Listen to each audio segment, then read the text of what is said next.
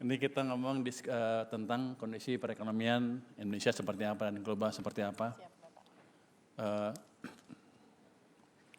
Orang-orang bilang katanya saya sedikit membalikkan sentimen di sini karena waktu acara ASEAN dulu kan, waktu April dengan Presiden.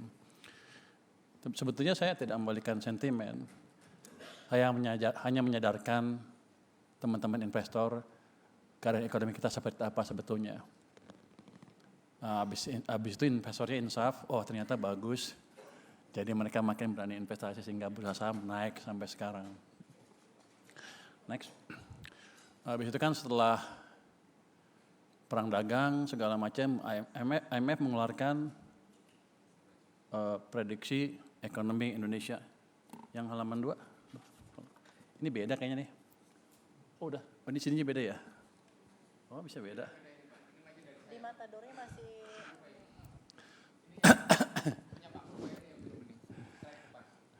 Ya, jadi, mohon dibantu mungkin untuk Matadornya agar disesuaikan dengan presentasi dari Pak Purbaya. Jadi saya mesti ikut dengan Pak Misbakun rupanya. Jadi setelah IMF mengeluarkan prediksi baru di bulan April ya, April kalau nggak salah ya, kita prediksi ekonomi Indonesia diperkirakan tumbuh hanya 4,7% di tahun 2025 ini. Dan berbagai lembaga domestik langsung ikut merevisi ke bawah. Memang kita bisa tumbuh hanya 4,7%. Kalau saya nggak percaya IMF, untuk saya IMF bodoh. Kalau nggak percaya kita lihat track recordnya. Di tahun 2009, proyeksi IMF pertumbuhan ekonomi Indonesia 2,5%. Aktualnya berapa? 4,6%. Kan melesetnya hampir 100%. Kalau kita percaya IMF, bodoh amat kita. Terus di tahun 2020, proyeksi IMF 0,5. Sekarang aktualnya minus 2,1. Meleset lagi kan. Terus kita lihat global, proyeksi IMF di tahun 2009 itu minus 1,3. Aktualnya tuh minus 0,4 ya. Ini ya. Kita tumbuh 4,6. Tahun 2025 kalau kita lihat, justified nggak IMF memprediksi ekonomi kita tumbuh 4,7%. 2025 global tumbuhnya 2,8%. Kita tumbuhnya 4,7. Kenapa bedanya banyak? Waktu global contraction 0,4, kita 4,6. Waktu global tumbuh 2,8, kita 4,7. Artinya IMF menganggap kita tidur. Jadi prediksi mereka terlalu pesimistik, jadi Anda jangan percaya IMF. Kalau nanya prediksi ekonomi, tanya saya aja, saya yang paling tahu kok. Jangan tanya IMF. Jadi 2009 nggak ada IMF di Indonesia. Kita bisa tumbuh 4,6% ketika seluruh negara sekeliling kita tumbuh negatif. Sekarang juga nggak ada, harusnya kita bisa tumbuh dengan baik. 1997-98 ada IMF, kita hancur. Jadi kalau kita berdiri kaki sendiri kita harusnya lebih bagus dan kita sudah punya pengalaman mengatasi krisis 97, 2008, 2000, 2002 kita bisa tumbuh dengan bagus. Next. Nanti Anda akan bilang, wah si Purbaya ini sentimen sama global multilateral organization. Ya pertama memang saya nggak percaya mereka, kayaknya mereka lebih bodoh daripada saya. Yang kedua kita hitung. Secara statistik memang terlihat bahwa ketika sedang goncang dunianya, biasanya prediksi IMF meleset. Di sini hanya menunjukkan berapa akurat dia sih, MAPE namanya ya. Kalau di atas 50%, weak dan inaccurate forecasting. 2089 dia di atas 100, bahkan 855. 2020 juga 59,5. Sekarang pun keadaannya tidak pasti, harusnya mereka sama nggak becusnya. Artinya Anda jangan terlalu khawatir dengan prediksi IMF. Next. Percaya saya aja. Nah, ini kita global sekarang seperti apa. Kalau kita bandingkan dengan Vietnam, Kamboja, dan negara-negara lain, kalau perang dagang dengan Amerika, dampak untuk Indonesia paling sedikit. Sumber kanan adalah berapa ekspor kita ke Amerika Serikat, sumbu ke atas adalah tarif resiprokal. Lihat Kamboja, Vietnam, rasio ekspor ke total ekspornya ke Amerika itu besar sekali, mendekati 30%. Kita cukup kecil dibanding ekspor total kita. Jadi seandainya ada gonjang-ganjing yang paling dahsyat pun, kita negara yang terdampak paling kecil. Next, apalagi seperti Pak Ben bilang tadi, kita diuntungkan dengan tarif yang lebih kecil dibanding negara-negara saingan tadi. Walaupun ada indikasi katanya tim negosiasi kita menghasilkan tarif yang lebih tinggi. Anda mesti nilai tim negosiasi yang berangkat ke sana seperti apa negosiasinya. Harusnya kan negosiasi harusnya makin turun, kok makin tinggi.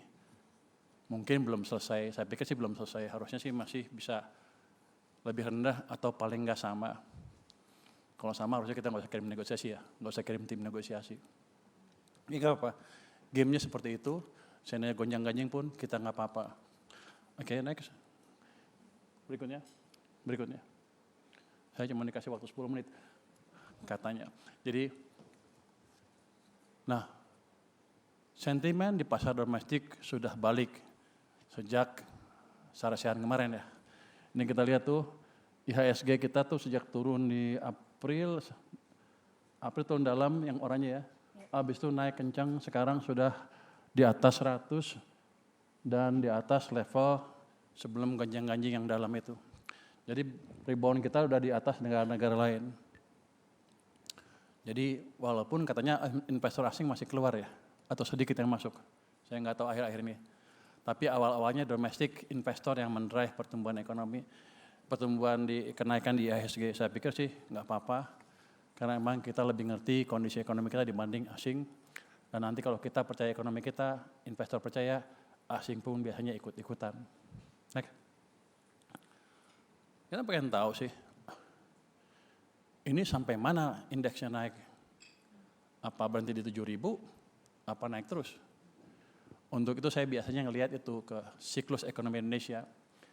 Ekonomi Indonesia itu punya siklus bisnis, ekspansi, melambat, resesi. Jatuh, rebound, naik lagi, melambat, resesi lagi, terus gitu. Itu terjadi setiap 10 tahun. Ekspansi 10 tahun, jatuh, ekspansi lagi, jatuhnya biasanya setahun. Ini saya tunjukin tanggal-tanggalnya. Maret 98, di situ ada Desember 2008, ada lagi, Februari 2009, itu adalah April 2020. Itu di mana mulai ekspansi lagi, itu masa-masa ekspansi ya, ekspansi mulai naik lagi. Next. Kalau kita bandingkan, dimulai dia ekspansi sampai puncak, terus turun lagi, apa sih dampaknya ke IHSG? Tentunya dampak ekonomi, otomatis dampaknya ke nilai saham kan. Anda lihat di sini, kita lihat di tahun 2001, waktu kita mulai keluar dari sesi ini, kita paling 300-an tuh IHSG. Di puncaknya di 2008, di siklus terakhir, itu hampir 2.500 saya ingat kalau nggak salah. Naiknya berapa kali? 2.500 sebagai 300, hitung aja sendiri. 5 kali, 6 kali, 7 kali, 8 kali lebih. Di 2009, di titik rendah, 1.100-an kalau saya nggak salah ya, 1.100-1.200. Di akhir siklus tertinggi itu di 7.500 kemarin. Itu di sekitar, belum, 6.500-an lah ya. Naik berapa kali? 6.500 dibagi 1.000, 6 kali lah kira-kira. Dari titik terendah ke titik tertinggi kira-kira 6 kali. Nggak beda banyak kan? Kemarin titik terendah berapa? 6.000 kan kira-kira. Kalau ekspansinya sampai 10 tahun, itu sampai 2030 nanti, paling enggak 6 kali 6.000. Oke, Anda bilang angkanya ketinggian. Oke lah, gue kasih separuh deh, 3 kali 6.000 masih 18.000. Enggak, artinya itulah kira-kira masa depan IHSG kita ke depan.